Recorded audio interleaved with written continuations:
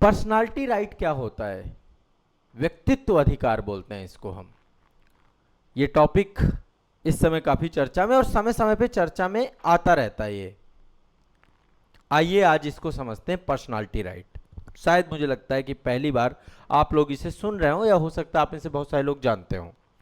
व्यक्तित्व अधिकार का मतलब होता है कोई भी व्यक्ति अपनी पहचान को सुरक्षित रखने का अधिकार। कोई भी व्यक्ति हो, उसको अपनी पहचान को सुरक्षित रखने का अधिकार है। इसके तहत कोई भी दूसरा व्यक्ति आपकी अनुमति के बिना आपके नाम का, आपके फोटो का, आपकी आवाज का, आपके हस्ताक्षर का, आपका बात का करने के अंदाज का इस्तेमाल नहीं कर सकता है। फिर से एक बार समझ लीजिए, पर्सनालिटी राइट क्या होता है? व्यक्तित्व अधिकार बोलते हैं। इसका मतलब है किसी व्यक्ति की अपने पहचान को सुरक्षित रखने का अधिकार है।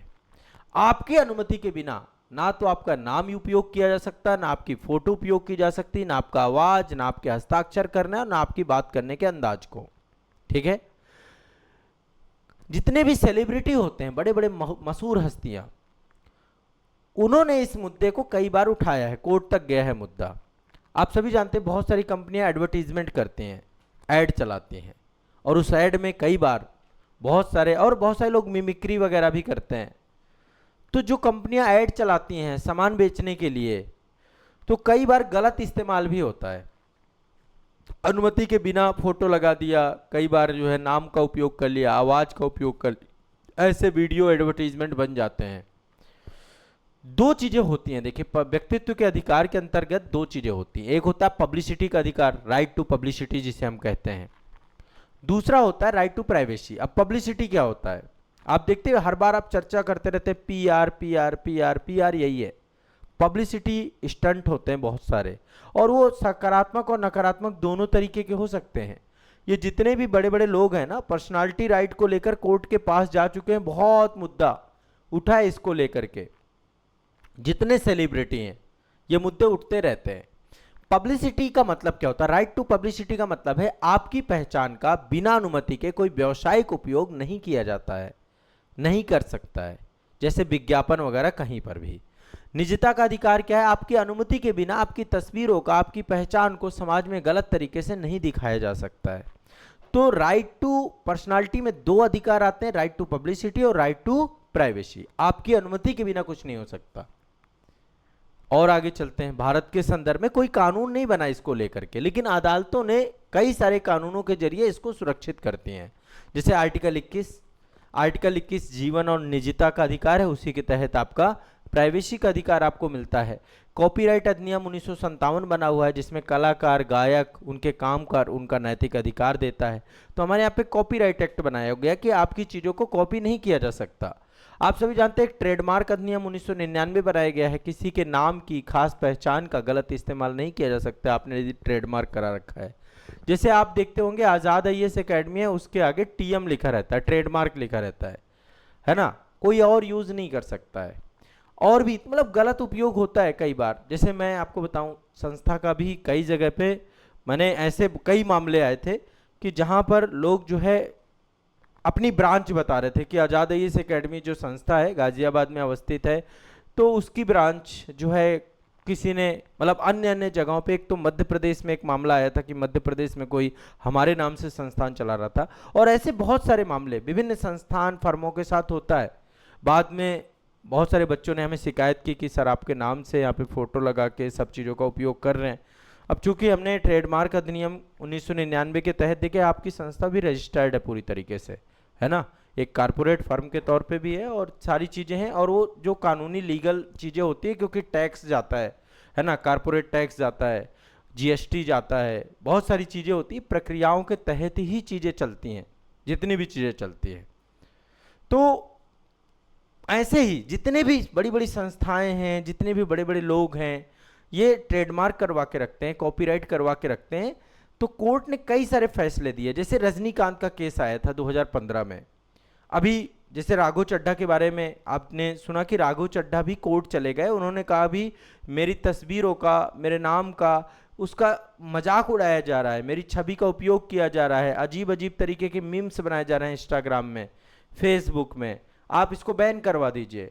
तो 2015 में रजनीकांत का केस जब आया था तो मद्रास हाई कोर्ट ने कहा कि अभिनेता की सहमति के बिना उनकी आवाज का इस्तेमाल कोई नहीं कर सकता, गलत है ये।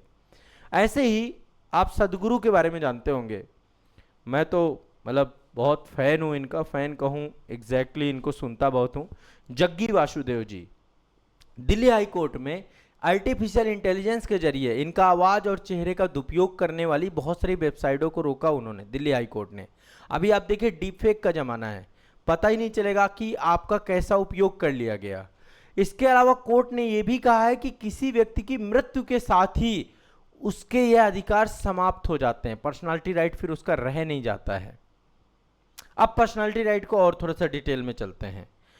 किसी व्यक्ति का अपना नाम, चेहरा, आवाज, अपनी पहचान की दूसरी मतलब सभी चीजों पे उसका जो हक है, कोई भी दूसरा इंसान आपकी मर्जी के बिना आपका नाम, फोटो, पैसे का इस्तेमाल नहीं कर सकता, कोई पैसा कमाने में, कोई प्रचार करने में, किसी भी तरीके से।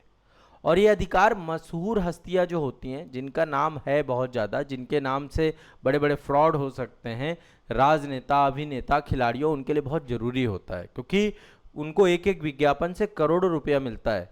और कोई यदि फ्री में वो सब चीज़ें करे तो राइट टू प्राइवेसी, जैसा मैंने बताया, कोई भी व्यक्ति इजाज़त के बिना ना तो फोटो, पहचान सामने नहीं ला सकता, और पब्लिसिटी का मतलब है कोई भी कंपनी नाम, चेहरे, आवाज़ का इस्तेमाल फायदे, बिजनेस के लिए नहीं कर सकती है।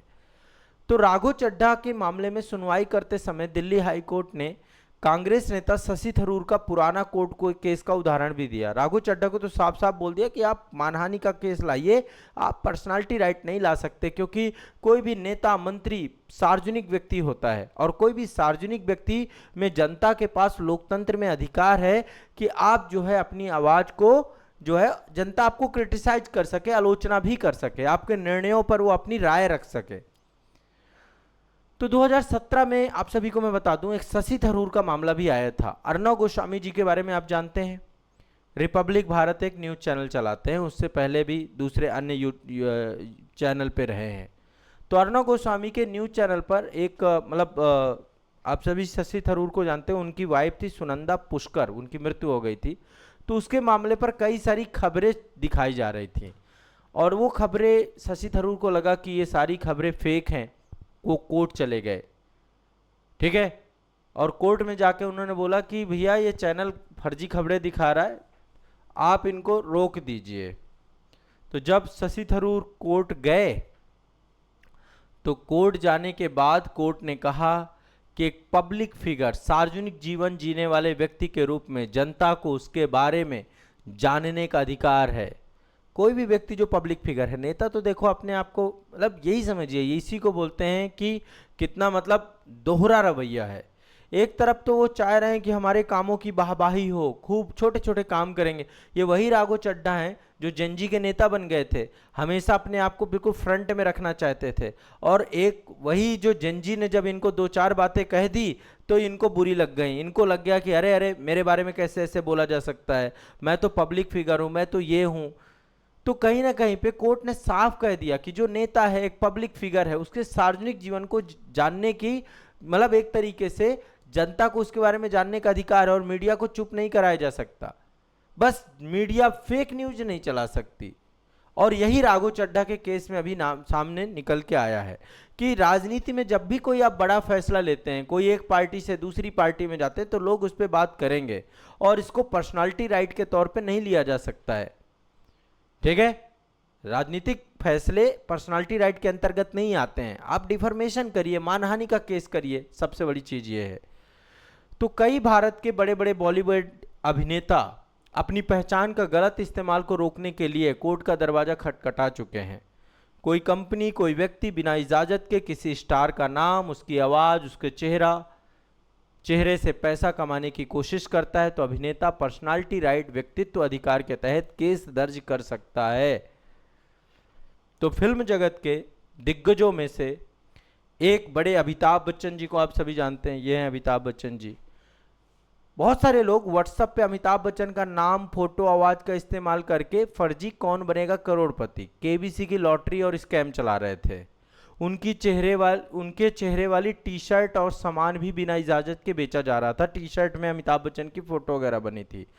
इस पे भी दिल्ली हाई कोर्ट गए अमिताभ बच्चन और उन्होंने कहा कि कोर्ट ने पूरी दुनिया को सख्त निर्देश दिया कि कोई भी व्यक्ति बिना इजाजत के, चाहे वो अमिताभ बच्चन के अलावा बाकी सेलिब्रिटी भी है, अमिताभ बच्चन का नाम, चेहरा, बिग बी, यहाँ तक इनफैक्ट कोई बिग बी नाम भी और उनकी भारी आवाज का इस्तेमाल व्यापारिक फायदे के लिए नहीं कर सकता। तो जो लोग मिमिक्री करते हैं वो हंसाने के लिए करते हैं, वैसे उसका चार्ज करते हैं, लेकिन उस पर भी कई बार पर्सनालिटी राइट का मामला बनता है यदि उसको गलत तरीके से फ्रॉड करने की कोशिश की गई। तो ऐसे ही एक मामला अनिल कपूर का भी आया था। हाँ, पर्सनालिटी केस का एक मामला अनिल कपूर का भी आया था। इंटरनेट में कई सारे लोग अनिल कपूर की आवाज निकाल रहे थे, उनकी डायलॉग, इनफैक्ट रिंगटोन भी भेजा जा रहा था, रिंगटोन बना के भी भेजा जा रहा था, है ना, वो झक्कास वाला जो उनका डायलॉग है ना। तो एआई और डीफेक तकनीक के जरिए उनके चेहरे को भी तोड़ मरोड़ करके प्रस्तुत किया जा रहा था। बॉलीवुड में देखें तो सबसे युवा अभी भी यही लगते हैं, शानदार, जबरदस्त, है ना। तो कई सारे मीम्स बनाए जा रहे थे, चीजें हो रही थी।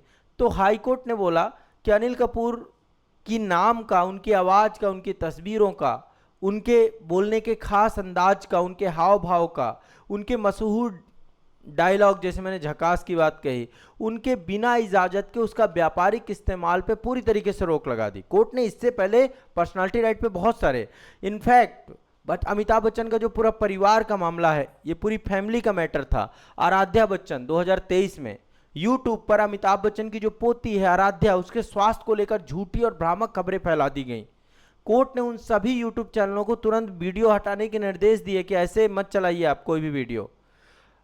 इनफैक्ट अभिषेक बच्चन और ऐश्वर्या राय 2025 में बहुत सारे लोगों ने उनकी तस्वीरों का, डिजिटल पहचान का, एआई आधारित डीफेक, बहुत सारे मुद्दों को लेकर ये खबरें आने लगी, ये दोनों का डाइवोर्स हो रहा है, दोनों हट रहे हैं।